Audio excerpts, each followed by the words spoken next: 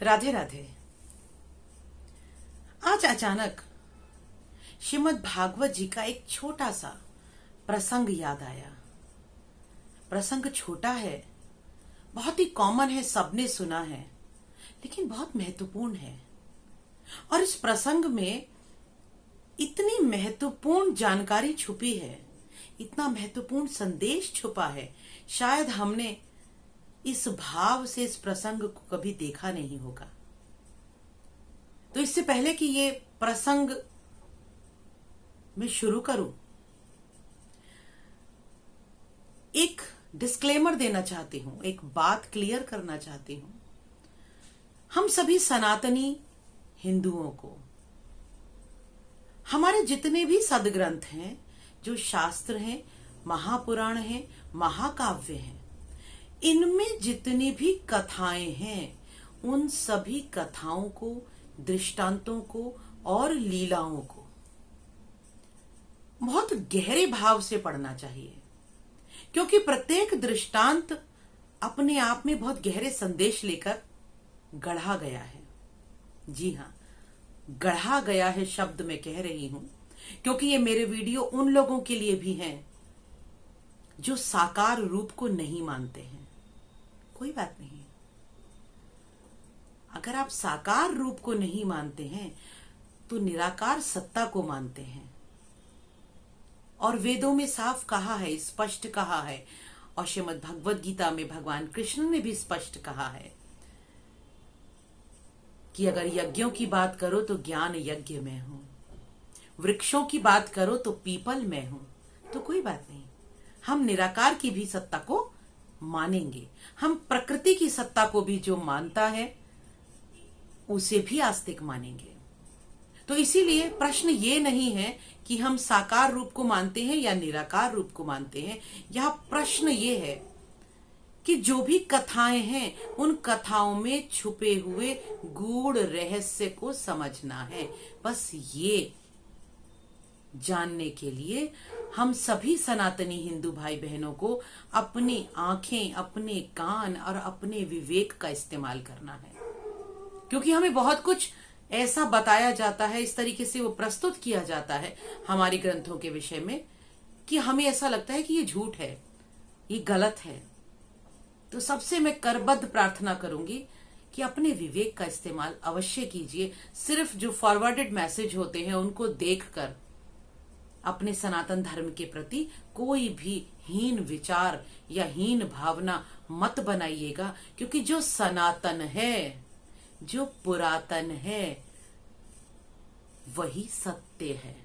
बाकी जितनी भी बातें आ रही हैं वो किसी भी पंथ, संप्रदाय, मठ या मजहब के द्वारा आए, वो सभी 1500 से 2000 साल पहले की पैदाइश हैं। लेकिन सनातन धर्म बहुत ही पौराणिक है, जिसकी आप कल्पना नहीं कर सकते। तो चलिए बात करते हैं उस प्रसंग की। प्रसंग आता है श्रीमद् भागवत जी में कि नारद जी एक बार घूमते हुए वृंदावन पहुंचे और वहां उन्होंने देखा कि एक तरुणी, नवजवान या नवयुवती महिला बैठी हुई है और उसके पास दो पुरुष जो कि अधेड़ उम्र के हैं बेहोश पड़े हैं। आप बुजुर्ग पुरुष भी कह सकते हैं, वो बेहोश पड़े हैं और वो तरुणी रो रही है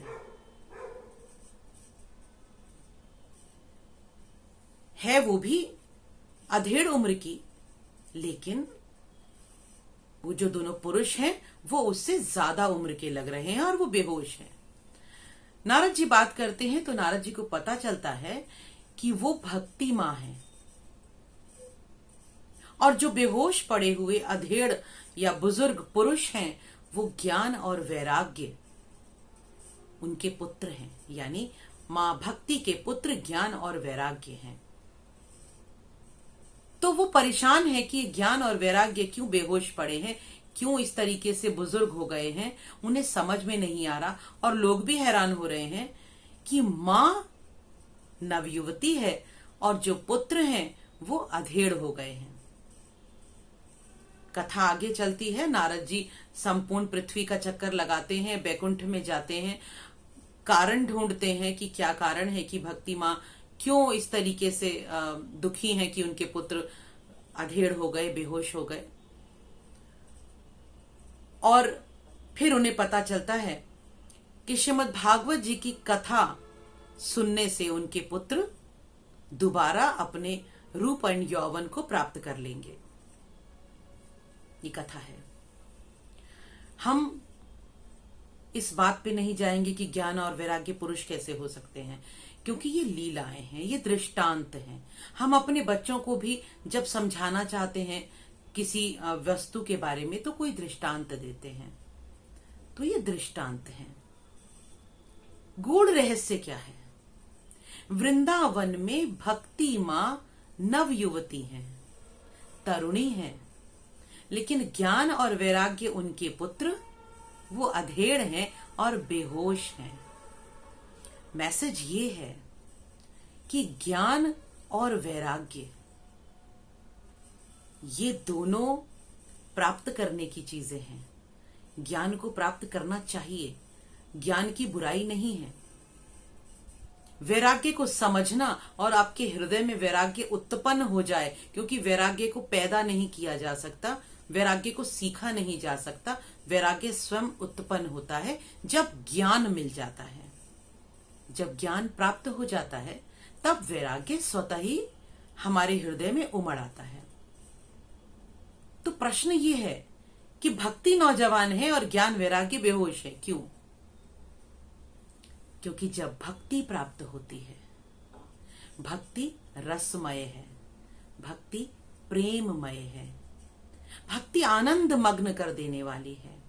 तो जब भक्ति प्राप्त होती है तो वो पल ऐसा होता है जब ज्ञान और वैराग्य अपने होश खो देते हैं। बेहोश होने का अर्थ है कि वो अपने होश खो देते हैं, और जब ज्ञान और वैराग्य अपने होश खो देते हैं, हृदय में रस का संचार तभी होता है। जिस असीम आनंद, असीम सुख, असीम रस की हम खोज कर रहे हैं, वो तभी प्राप्त होता है जब हमारे मस्तिष्क में भरा हुआ ज्ञान और वैराग्य दोनों अपने होश खो देंगे। तभी हम आनंद रस में डूब पाएंगे। तो ज्ञान और वैराग्य की कहीं पर भी कमी नहीं है, लेकिन सच्चाई ये है कि ज्ञान और वैराग्य नीरस हैं। जब बहुत अधिक ज्ञान हमें मिल जाता है तो जीवन में नीरसता आ जाती है। जब आपको ये पता ही चल जाता है कि इस देह से संबंधित जितने भी नाते, व्यक्ति, वस्तुएं, स्थान, परिस्थितियां हैं, वो सभी तो नश्वर हैं। तो जब नश्वरता का एहसास हो जाता है तो जीवन में नीरसता आ जाती है, क्योंकि हमें पता है कि सब कुछ नश्वर है, कुछ भी हमारा नहीं है। तो जीवन में नीरसता आ जाती है, और नीरस जीवन ईश्वर को पसंद नहीं है। जितने भी बड़े बड़े संत और महंत हुए हैं, जो ज्ञान मार्ग के भी हुए हैं, जो विरक्त साधु हुए हैं, आप पाएंगे कि वो भी अंदर से भक्ति के आनंद में डूबे हुए हैं। ज्ञान और वैराग्य को प्राप्त करने के बाद जो पराकाष्ठा आती है, वो पराकाष्ठा है भक्ति के रस में डूब जाना। और भक्ति के रस में आप तभी डूब पाएंगे जब ज्ञान और वैराग्य को बेहोश कर देंगे।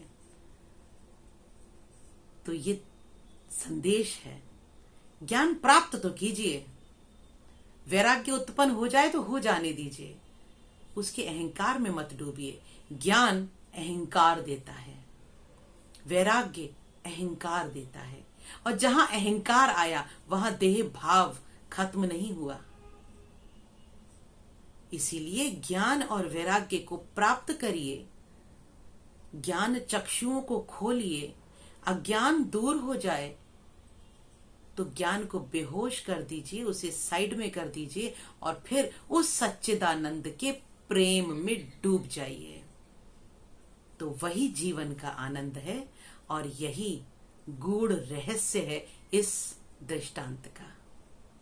तो फिर किसी वीडियो में पुनः मिलेंगे नए दृष्टांत के साथ। राधे राधे।